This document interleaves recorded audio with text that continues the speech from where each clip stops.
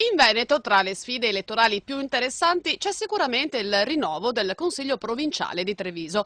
800.000 abitanti sono chiamati infatti al voto per rinnovare la provincia di Treviso, che rientra nelle 10 province che andranno al voto domenica e lunedì prossimi. In corsa per la carica di presidente ci sono ben 6 candidati. Leonardo Muraro, 55 anni, presidente uscente della Lega Nord, che ha governato con il PDL, si ripresenta per il secondo mandato. In politica dal 96 e da sempre leghista, sarà appoggiato da 5 liste: Lega Nord, Razza Piave, PDL, Forza Veneto e Insieme al Centro.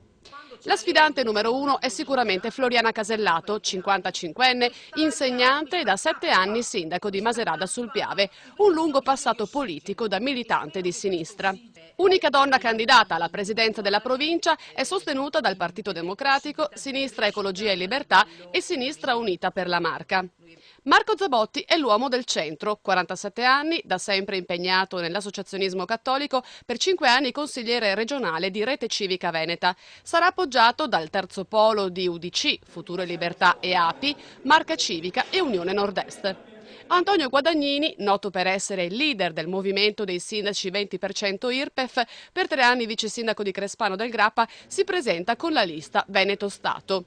Silvano Lazzarin, 61 anni, apicoltore pensionato, è il candidato di Rifondazione Partito Comunista Sinistra Europea.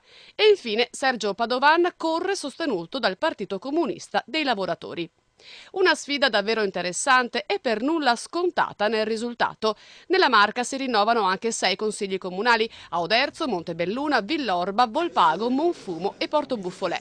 Ricordiamo che si vota domenica 15 maggio dalle 8 alle 22 e lunedì 16 maggio dalle 7 alle 15. Bisogna presentarsi con la tessera elettorale e un documento di riconoscimento.